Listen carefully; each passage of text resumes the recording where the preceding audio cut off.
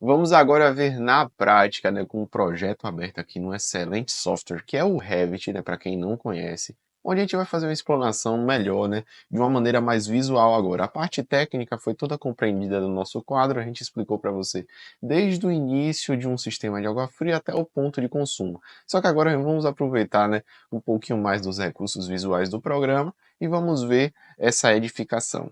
Se você está assistindo esse vídeo a gente gravou há 4 anos atrás. A gente estava iniciando aí com engenharia de verdade, mas ele continua sendo muito útil e vai ajudar você. Então, não deixe de aproveitar, assistir todo o conteúdo dessa playlist. E se ficou com alguma dúvida, deixa aqui nos comentários, procura a gente lá no Instagram do OMAP, que a gente vai ajudar vocês. Aqui nós temos um edifício de 4 pavimentos, como vocês podem estar vendo, me acompanhando aí. E basicamente ele consta com 4 apartamentos por andar. E ele tem um sistema de medição individualizada. São 2 reservatórios, nós temos também reservatório inferior. E basicamente, né, essa é a parte arquitetônica. E agora vamos para as instalações de fato hidráulicas, né, a de água fria. Um comando, mudei a disciplina da minha visualização e agora só eu quero ver a parte hidráulica. Olha só que beleza. Vou só fazer só um ajuste para ficar ainda mais bonito aqui para a gente ver. Prontinho. Tá carregando. Certo. Depois de carregado, vamos lá. Primeiro passo da nossa instalação. Como a gente falou, vou primeiro mostrar de uma maneira geral esse projeto e aí depois eu vou explicando passo a passo para vocês. O primeiro, né, o nosso ramal predial, que vem da nossa concessionária, como a gente explicou, né, que geralmente vem com um tubo de PEAD, um tubo azul, muito encontrado nas regiões, e dele vai alimentar o nosso hidrômetro, né, que a gente tem algumas conexões que são muito específicas, que a gente vai discutir. Desse alimentador predial, nós alimentamos, assim, o reservatório inferior, certo? Ele chega até aqui onde nós temos uma torneira boia. Temos aqui a sucção do nosso sistema, né, onde nós temos um sistema elevatório aqui que tem 2 linhas de sucção e 2 linhas de recalque que se unem em uma só e levam a água até a cobertura onde estão nossos reservatórios e nosso barrilete. Temos também aqui, como vocês podem ver, uma divisão do trecho do alimentador predial. Eu vou explicar ele neste instante, vou deixar aí criando um pouco de curiosidade para vocês. E depois alimenta os nossos 2 reservatórios que nós temos aqui. E com isso, após isso, ele vai fazer a distribuição através dos barriletes, colunas, subramais e ramais. Então vamos lá, agora vendo passo a passo, com calma, analisando criteriosamente cada etapa. A primeira etapa que nós temos aqui é, como eu já comentei, do ramal predial. Cada concessionária tem um tipo de ligação que ela é necessária por parte do projetista e obviamente, do consumidor, no caso, que é quem será o utilizador, né, da edificação, quem será o responsável pelo uso. Então, cada concessionária deixa bem claro nas suas normas o que é que ela exige que quem for construir deixe já pronto e o que é responsabilidade dela, né? Então, por exemplo, nesse caso aqui, o construtor tem que deixar pronto até esse tubo que eu estou selecionado aqui, certo? Selecionei. Até esse tubo o construtor tem que deixar tudo pronto. E antes dele, a concessionária entrega, faz essa ligação com esse elemento aqui, que é específico de cada ligação, certo? Aqui nós temos um registro angular de 90 graus pp e também nosso hidrômetro geral. Após isso, após o hidrômetro, geralmente já é de responsabilidade do usuário, do consumidor.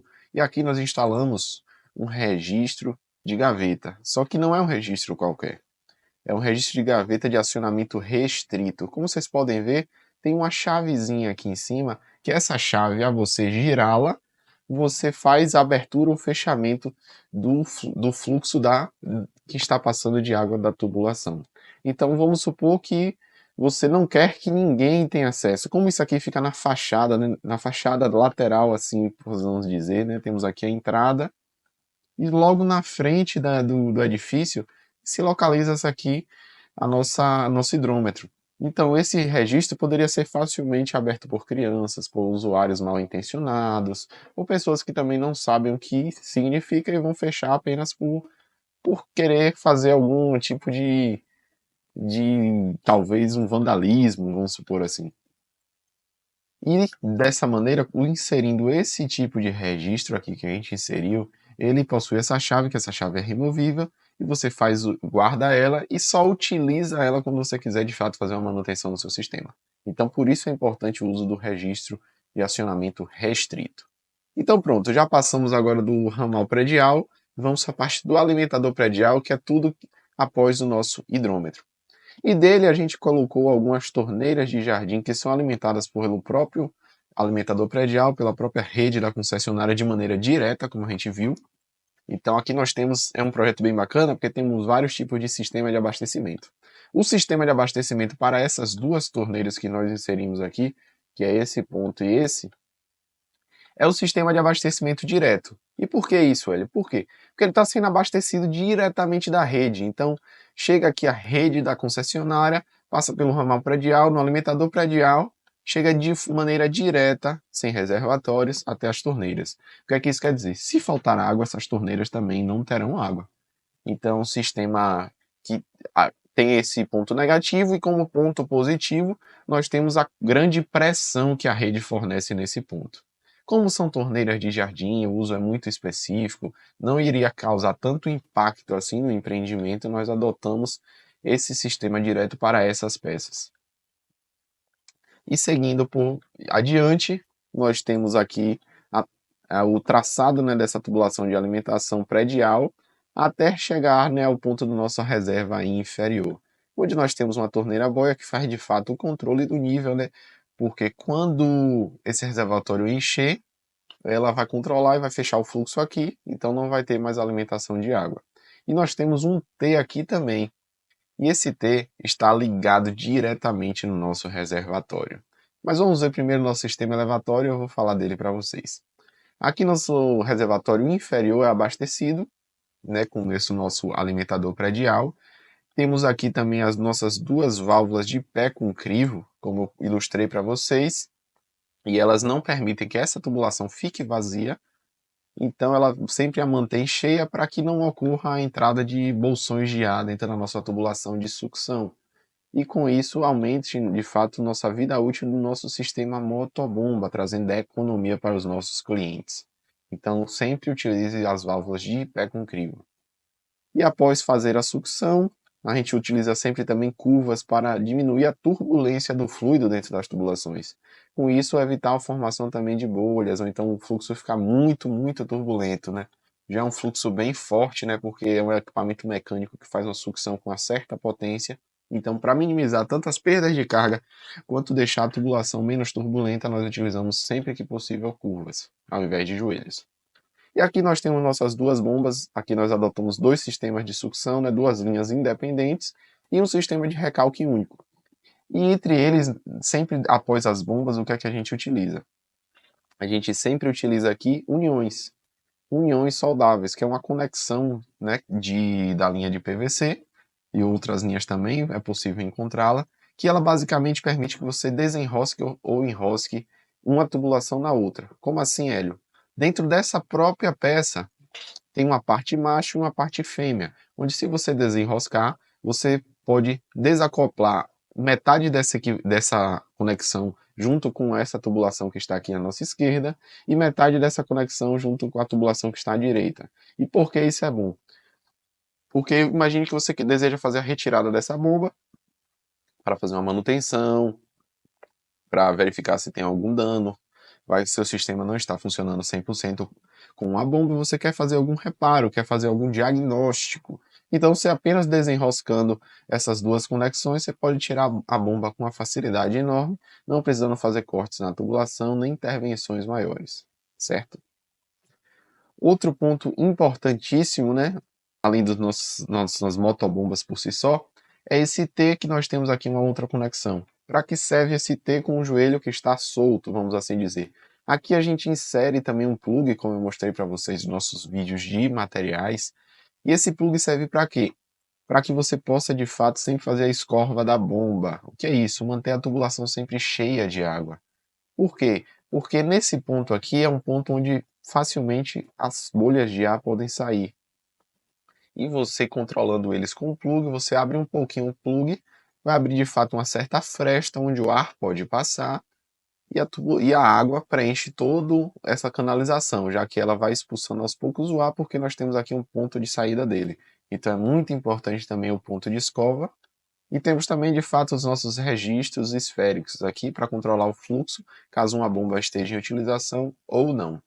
Então aqui depois nós temos o nosso sistema de recalque, né, independente, cada bomba alimenta de uma maneira aqui, apenas uma permanece ligada. Se essa permanecer ligada, nós deixamos esse registro aberto e fechamos este.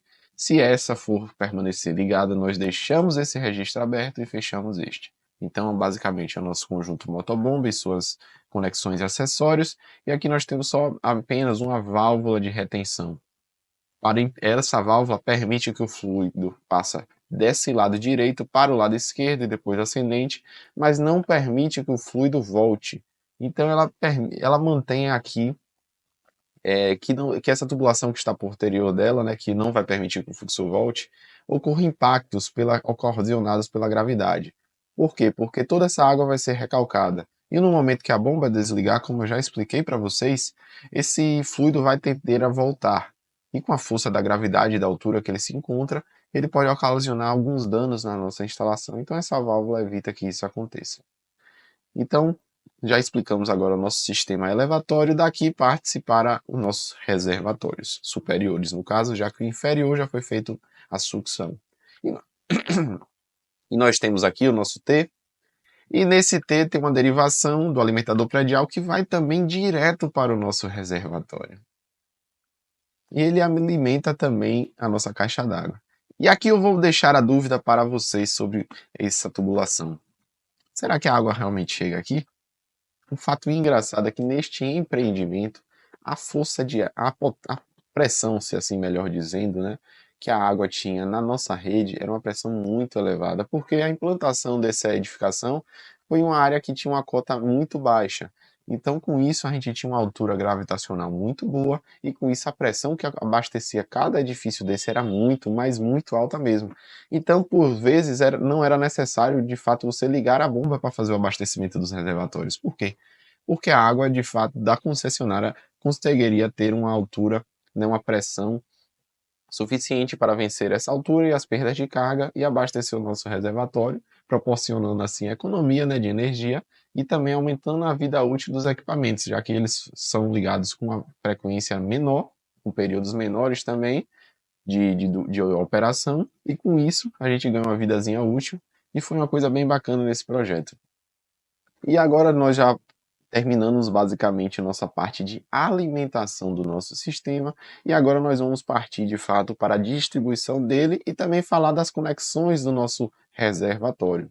Como eu comentei para vocês, é muito interessante utilizar chaves de nível dentro do nosso reservatório, na nossa tubulação de recalque, para que você avise a bomba: olha, o nível abaixou, eu tenho que ligar. Então todas essas conexões é feito no nosso próprio reservatório mesmo. Você pode colocar uma chave de nível, chave boia, tem vários tipos aqui.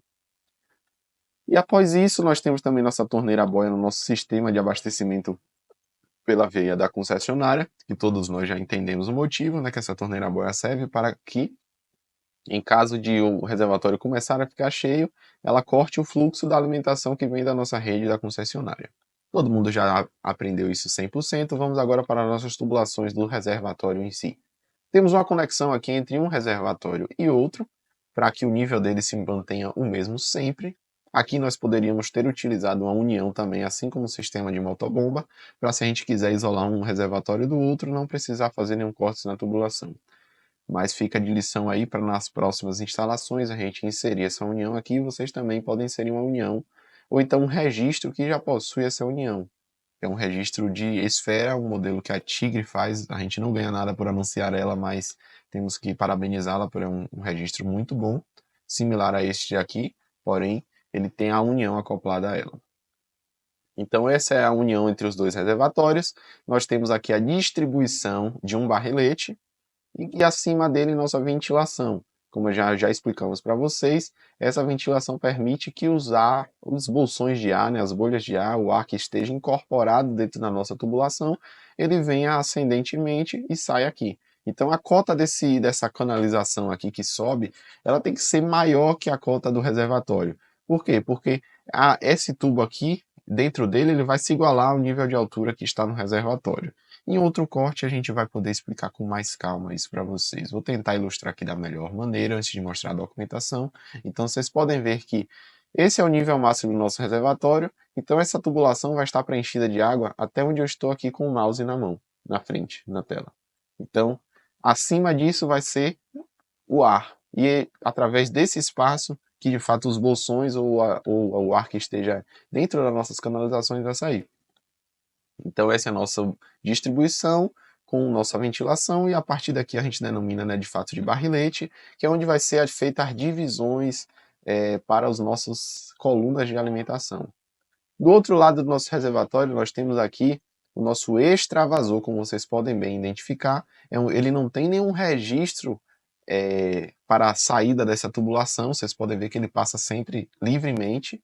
E aqui embaixo nós temos a limpeza desse reservatório. Vocês podem ver também que pela cota, né, como ele está na saída superior, no ponto mais alto do reservatório, ele de fato se caracteriza como extravasor, porque o reservatório vai encher e se tiver algum problema com a nossa torneira boia, através dessa tubulação que ele vai poder sair e ser drenada para outra parte da nossa edificação. E aqui nós temos a tubulação de limpeza, que é na parte mais baixa, e através dela, com fechamento ou com abertura, né, desse registro, você permite que o fluido saia, que a água saia e que o reservatório seja esvaziado. Uma observação bem importante é que nessa edificação, devido ao padrão dela, nós não adotamos tubulação de aviso e também não era muito viável a gente fazer a conexão dessa tubulação de limpeza extravasor no nosso sistema de águas pluviais. Em decorrência disso, foi adaptada uma solução que esse fluido, quando fosse fazer a limpeza ou então de fato ocorresse algum problema com a nossa torneira boia e saísse água do nosso extravasor dessa tubulação, ele se encontra em uma região de fácil acesso dentro do nosso sistema predial. Então é muito visível, então qualquer problema os condôminos, os moradores, vão com certeza ter noção que está tendo algum problema no nosso sistema. E com isso eles vão fazer o fechamento dos registros, principalmente o registro geral aqui lá da frente. Por quê? Prontinho aqui. Por quê? Se lá teve algum problema, então está chegando água que está indo embora. Então nossa torneira boia falhou. O que é que eles vão fazer? Vão pegar a chave e fazer o fechamento desse registro, interrompendo o abastecimento da rede pública para os nossos reservatórios. E com isso, mantendo, né, uma economia de água. Eles podem também desligar o sistema motobomba se eles estiverem em operação e funcionamento e fechar os seus registros também. Então, basicamente, são duas soluções que podem ser feitas, e como aqui nós não temos tubulação de aviso, o próprio extravasor funciona como tal, essa seria a notificação aos usuários desse sistema. E agora vamos para a nossa distribuição. Nós temos aqui o barrilete, e esse barrilete vai abastecer cada um dos apartamentos. Nós temos basicamente 4 barriletes aqui. Basicamente um barrilete dessa caixa d'água, outro dessa, se dividem aqui em 2 colunas, que após isso que vai ser de fato dividido, né? Nós temos aqui as tubulações de 60 milímetros, as tubulações grandes para evitar a perda de carga, já que nós temos a vazão de contribuição de 4 apartamentos. E depois disso é feita a divisão aqui, ó, como vocês podem estar vendo, de cada hidrômetro dessa edificação. Então nós temos vários T's com redução, reduzimos a um diâmetro compatível com nossos hidrômetros, temos em cada apartamento também um registro acionado de maneira restrita, que fica numa caixa do lado externo da edificação também, então é interessante que esses registros sejam de fato desse modelo, e após isso sobe-se uma coluna para cada apartamento. Vocês podem ver que o diâmetro varia entre cada um. Por quê? Esse é o apartamento térreo, então nós temos uma altura entre a caixa d'água e os pontos de utilização, basicamente aqui de mais de 8 metros. Ele está no térreo, temos mais 1, 2, 3 pavimentos, além de uma certa altura na nossa caixa d'água. Então, com isso, ele tem uma pressão muito boa nos apartamentos do térreo, então ele precisa de diâmetros menores de tubulação. E à medida que a gente vai subindo com os apartamentos do último pavimento, eles já de fato já precisam de uma tubulação que possui um diâmetro maior, como a gente adotou aqui de 40 milímetros. Então, basicamente, após dividir-se, né, desse sistema do nosso barrilete, essa coluna principal, nós ramificamos para as colunas de cada apartamento. E a partir daí vai alimentar os ramais e os sub-ramais. Mas uma coisa importante que eu gosto de frisar sempre aqui é o que é medição individualizada. Medição individualizada é uma medição que cada apartamento vai saber quanto que ele consumiu. Nos últimos 20 anos tem se tornado padrão esse tipo de sistema. Antigamente, de fato, não era utilizado, e algumas edificações, como até a de vocês mesmo, de alguns de vocês podem morar, existe apenas esse hidrômetro geral da concessionária fornece. E através da leitura dele, é feita a divisão e o rateio do consumo de água mensalmente pelos condôminos. Vamos supor que nesse apartamento, como aqui nós estamos trabalhando com 16 apartamentos nesse bloco, nós temos um consumo mensal, vamos supor, de 32 metros cúbicos de água. Se a gente for fazer o rateio, 32 dividido por 16 apartamentos, cada apartamento pagaria uma quantia referente a 2 metros cúbicos, ou então, basicamente, o rateio da conta mesmo. A conta deu R$320, cada condômino iria pagar R$20 para a concessionária, e assim é feito o rateio. Mas nesse sistema de medição individualizada não opera assim. Por quê? Porque o leitor da concessionária, ele pode fazer de fato a leitura de cada hidrômetro de maneira isolada e fornecer assim uma conta para cada apartamento, ou a depender da negociação com o condomínio, ele faz apenas a leitura geral e internamente o próprio condomínio faz a distribuição de quanto cada um consumiu e quanto cada um tem que pagar, resultando-se na conta final, que é a leitura principal que foi feita pelo medidor, né, o funcionário da concessionária. Então, basicamente, é assim que se funciona o sistema de medição individualizada. Ele é um pouco mais caro, como vocês podem ver. Por quê? Porque a gente veio com uma tubulação lá do reservatório, desceu através desses tubos maiores de 60 milímetros, para depois subir de novo. Então, isso ocasiona, obviamente, gastos. Por quê? Nós aumentamos a perda de carga das nossas instalações, aumentamos o comprimento de tubulação, aumentamos o número de conexões também, e com isso aumentamos também a mão de obra. Então, ocasiona um custo maior. Porém, qual o maior benefício do sistema de medição individualizado? Através dele, cada condômino vai pagar o que seu apartamento consumir. Então, com isso, as pessoas têm, de fato, um maior senso de coletividade. Por quê?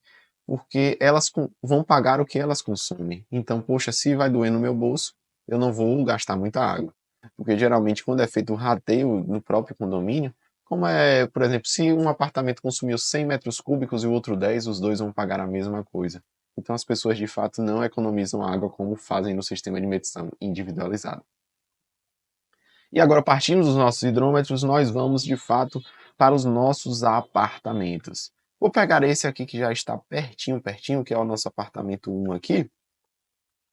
Temos aqui a chegada da tubulação, da nossa canalização, com nossa coluna de alimentação. Essa coluna se ramifica em dois ambientes, um vai para o nosso querido banheiro e o outro vai para a nossa cozinha. E ele passa por elas, aqui temos um T, e vamos analisar agora a tubulação do nosso banheiro.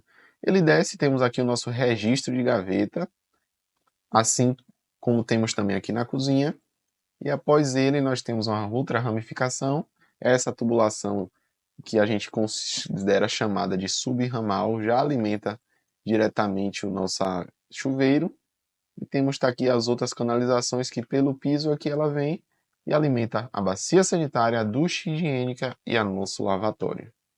Então, basicamente, vamos analisar a questão da manutenção e operação desse sistema. Nós temos como controladores de vazão nosso registro de pressão, o nosso registrozinho que já vem na nossa ducha, e também na torneira nós temos também um controlador de vazão. Então, basicamente, a operação desses sistemas é muito simples. A bacia sanitária é feita de maneira automática, né? Que aqui é uma caixa de descarga, e com essa caixa de descarga, após o usuário dar uma descarga, ela vai enchendo, e depois ela para de encher, que ela tem um sistema de mecanismo de torneira a boia similar ao que a gente tem no nosso reservatório. Então, e agora quanto à nossa operação e manutenção? A nossa manutenção, melhor assim dizendo, nós temos um registro que ele tem que ser posicionado no registro de gaveta, como eu expliquei para vocês, de uma maneira que possibilite o acesso fácil. Então ele se posiciona em uma altura de 1,80 m, não tão fácil assim para que o usuário também não abra ele sem necessidade. Então ele fica numa posição que você consegue abrir, caso a pessoa não tenha uma altura suficiente, com um banco, com uma pequena ajudinha, ela consegue acessá-lo e fechar. E por que ele é posicionado nesse ponto da tubulação? Porque ele tem que ficar sempre antes dos equipamentos que você deseja fazer a proteção para a futura manutenção. Como assim, Hélio? Se eu fechar esse registro aqui, toda a água que está alimentando todas essas canalizações do banheiro, o fluxo dela vai ser interrompido. Então, eu vou fechar aqui e todas essas tubulações vão ficar vazias. Então, se eu quiser fazer uma manutenção no meu chuveiro, eu fecho isso aqui, tiro o meu chuveiro, faço a manutenção, insiro outro equipamento, que seja. Se eu quero fazer o mesmo procedimento com a bacia sanitária, eu fecho o registro, não vai passar mais água por aqui, e eu posso fazer a manutenção. Isso assim serve para os outros equipamentos. Então, sempre que você quiser fazer uma divisão na instalação, e a gente recomenda que isso seja feito ambiente a ambiente, você coloca um registro de gaveta. Por isso que aqui, após a nossa divisão dessa tubulação que chega do nosso hidrômetro, essa aqui que eu vou clicar agora, ficar em azul, vai para o nosso banheiro, nós temos o seccionamento da instalação, então aqui eu tenho um ponto de manutenção. Vou para este lado, ao chegar na nossa cozinha e lavanderia, nós temos outro ponto de seccionamento aqui. Como vocês podem ver, está na mesma altura, 1,80 m, é quase como um padrão, e após ele está todas as peças que estão conectadas, um tanquinho, a nossa pia de cozinha, um filtro para possível instalação de um filtro de carvão, né? Aditivado, onde a pessoa vai poder beber água, usar ela para cozinhar. E temos aqui também a nossa máquina de lavar. Então todos esses equipamentos estão ligados por essa canalização, e essa canalização possui um registro de gaveta para proporcionar assim a manutenção do sistema. Então basicamente essa é a divisão das nossas instalações de água fria. Vocês agora têm plena ciência de onde é que a água vem, né, da nossa rede concessionária, pode ser de uma alimentação de fato de um poço artesiano, mas independente disso vai ter um sistema, ou seja, de recalque, ou abastecido pelo alimentador predial, os nossos reservatórios. Nos reservatórios nós temos algumas tubulações que é basicamente a nossa distribuição, as alimentações do nosso sistema, temos também a limpeza e extravasor, a ventilação e a distribuição. Então, vocês também já dominam isso. E depois nós temos os nossos barriletes, as colunas de alimentação, os nossos ramais e os nossos sub-ramais. Então, basicamente, essa é a divisão da nossa instalação. E a gente vai fazer um exemplo prático de dimensionamento com outra edificação para que seja feito de uma maneira mais didática, já que essa possui um nível de complexidade um pouco maior.